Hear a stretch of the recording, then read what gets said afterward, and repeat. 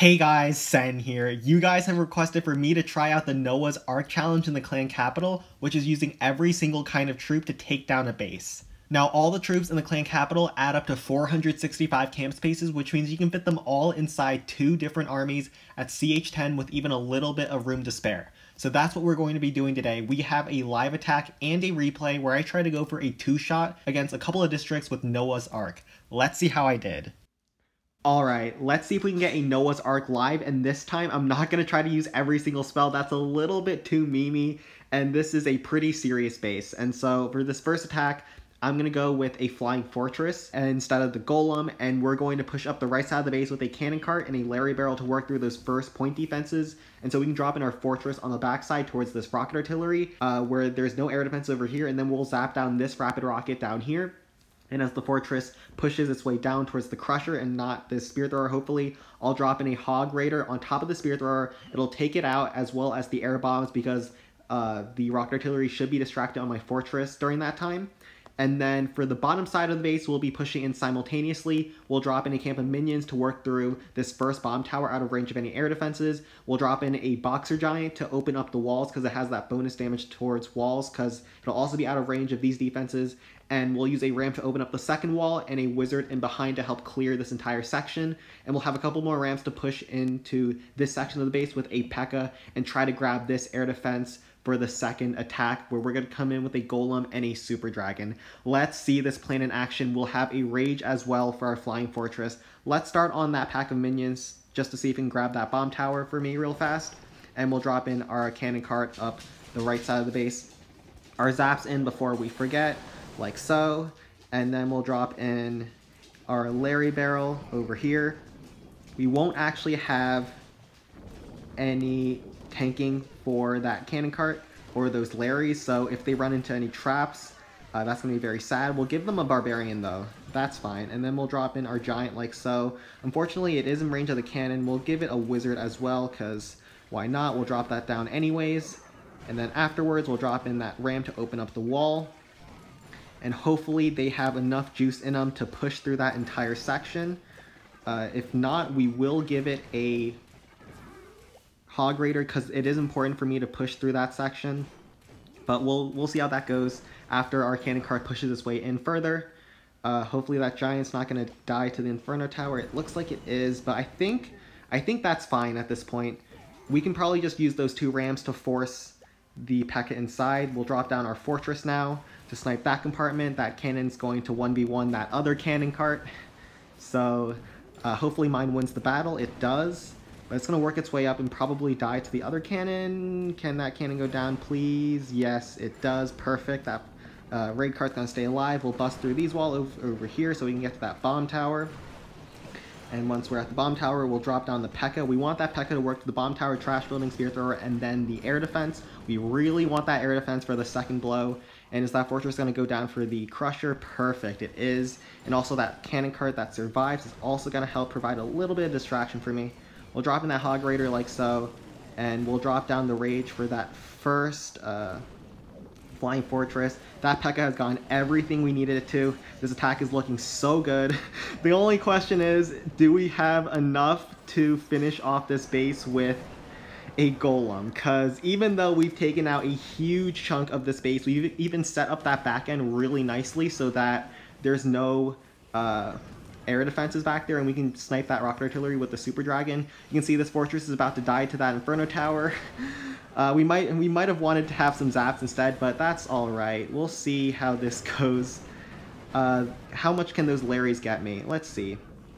Not much. There's not many Larrys left in that Fortress, but we'll see. There's 2 Infernos left on the base. That makes me really scared. We should have a couple packs of Archers to finish off the top Inferno, but let's go back to the planning board.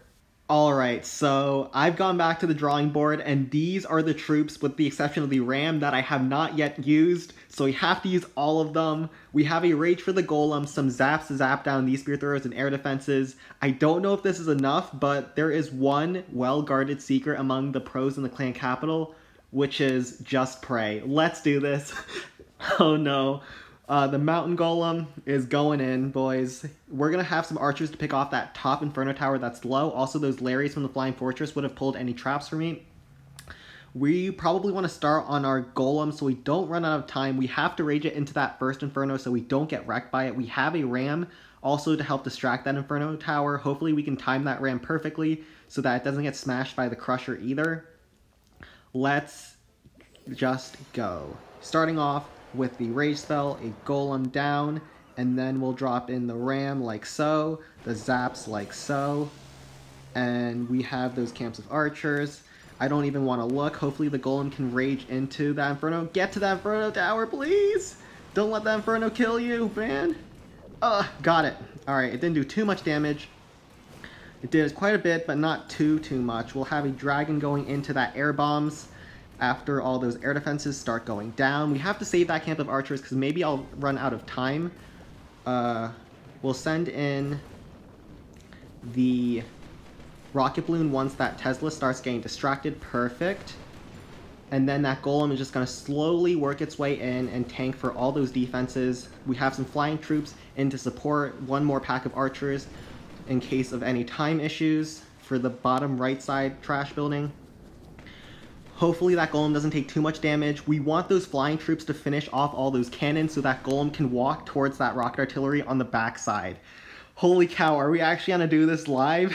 Obviously we didn't use every single spell, but we still used every single troop, including a mountain golem and a flying fortress against Balloon Lagoon, and a pretty decent base at that. All the rocket artilleries were pretty well spread out, the defenses were all inside the base, and so this is a legitimate Noah's Ark attack live for you. Holy cow, we'll drop in that one pack of archers so we don't forget and we don't time fail, but that mountain golem and that super dragon are flying in towards the finish line with one pack of archers in behind to support. Maybe even that dragon will be able to survive if it can dodge a couple more of those shots. Survive, survive. No, you were almost there, but the mountain golem, I think it has enough HP to finish off that last rocket artillery. There's nothing on the outside, please. Yes, so that mountain golem is gonna slowly crawl his way towards the goal. He's about to secure the Noah's Ark 2-shot against Balloon Lagoon. Holy cow, I just pulled this off. Alright, this time we're not holding anything back. Against this Builder's Workshop, we are going to bring every single spell as well. At CH10, you have just enough capacity to fit every single one.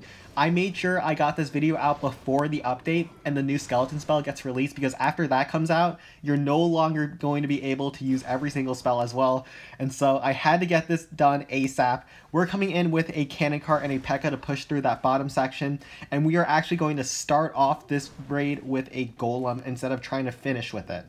So that P.E.K.K.A. and that cannon cart is going to work through all of these defenses down south, and then we're going to send in that golem up the right side of the base, go in, tank a lot of the defenses, as well as tank those flash defenses for my Larrys to go in and snipe a few buildings for me.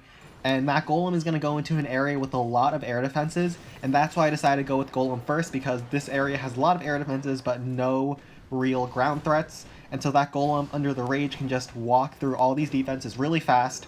That P.E.K.K.A. has very little HP, and so it gets worked through really fast, and it blows up and doesn't even finish that cannon. This is why I don't like bringing P.E.K.K.A. This challenge is so hard, namely because of the golem. If you didn't have to use the golem, this challenge would be a breeze, but having to use the golem, and not only that, you have to bring the flying fortress on a different attack, so you have to either set up with the golem or finish with the golem and have a flying fortress on the other attack. It's wild. It's so hard to do. We have a frost spell going on that backside point defenses, so my golem doesn't take too much damage, but you're gonna see, even with that frost spell, the golem moves so slowly that those half speed defenses are going to mow through him. We are going to just actually ×2 through all this, because the golem just moves so slowly without the rage. He left a Tesla behind there, but that's alright. It's not going to be too much an issue on the finishing blow. We're just going to try to see if that golem can finish this entire section off.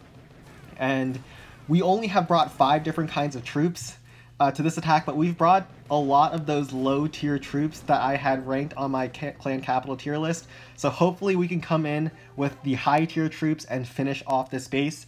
And this is the attack that we really want to show because this is super cool. We start off with some Hog Raiders, one on the Tesla. We have an extra Hog Raider on this Spear Thrower because, of course, we have a couple extra camp spaces.